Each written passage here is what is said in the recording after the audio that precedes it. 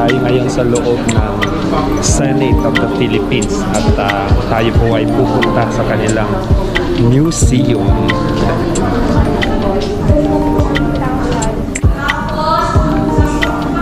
Hello.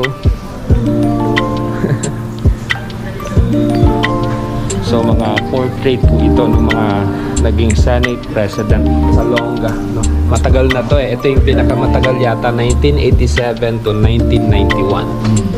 Senator Salonga. Tapos yung current, no, si Senator Mig Zubiri ay wala pa, no? Inaayos pa daw yung kanyang portrait, ano, yung painting po niya.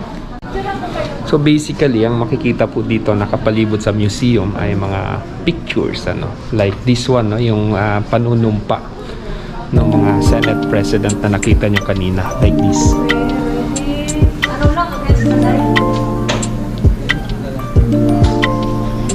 Tapos marami po yan, no, hanggang doon. Dito naman po sa gitna, no, ito yung mga gifts received by Senate President Aquilino Coco Pimentel III during his official trips abroad and courtesy visit of foreign dignitaries. No? Ito yung mga token na natanggap niya.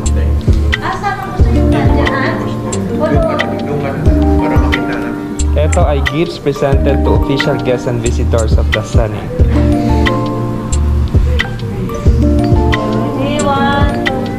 The symbol of authority of the Senate is the mace.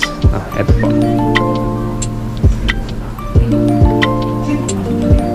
So, hindi po pwedeng mag-umpisa ang session hanggat hindi na itatayo ang mace.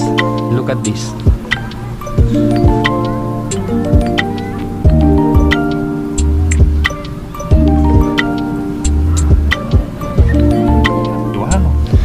So ito po yung WBO welterweight belt ni Senator Pacquiao. Binigay niya po sa Senate through Senate President Aquilino Coco Pimentel.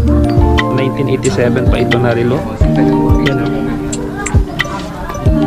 Ito naman yung sinasabi doon na nakasynchronize sa Grandfather's Clock. No? Ito yung tinatawag nilang Grandfather's Clock.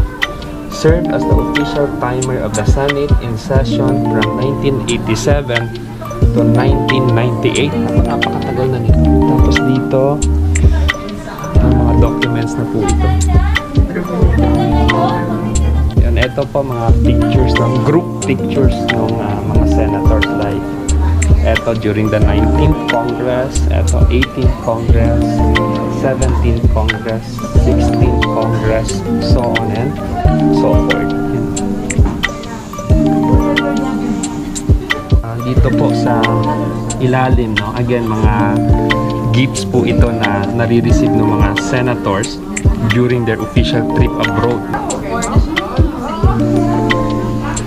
Tapos marami po yan dito po sa box na to. So ito mga naunang Congress, no, like the 9th Congress, no, medyo wala silang group photo, no, kagaya nung dito na medyo late lang.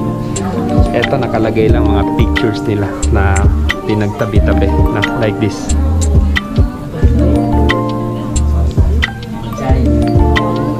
Ito, tingnan nyo po ito. Ito yung sweldo ng Senator Sergio Osmeña Jr. noong 1966. Ang sweldo po ng senator that time ay 300 pesos. Now look at this.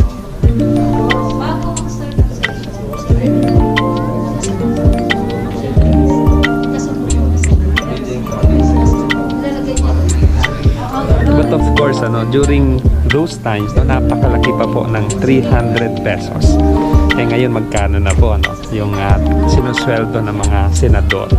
Meron din pong mga like eto mga resolution, no, during 1945, mga old documents po ito.